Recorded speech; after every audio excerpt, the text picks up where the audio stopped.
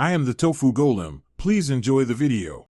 In this video, I will help you make delicious pancakes easily for kids. First, let's gather our simple ingredients. You'll need all-purpose flour, baking powder, a little sugar, and a pinch of salt. For the wet ingredients, grab some milk, 1 egg, and a bit of melted butter. Make sure you have a large mixing bowl and a whisk handy. These basic items are all you need for a fantastic breakfast. Now let's mix our batter. In your large bowl, combine the dry ingredients, flour, baking powder, sugar, and salt. In a separate, smaller bowl, whisk together the milk, egg, and melted butter until smooth. Then pour the wet mixture into the dry ingredients. Stir gently until just combined.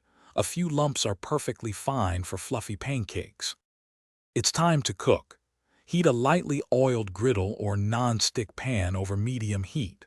Once hot, pour about 1/4 cup of batter for each pancake. Cook for 2 to 3 minutes, or until you see bubbles forming on the surface and the edges look set. Then, carefully flip them over and cook for another 1 to 2 minutes until golden brown.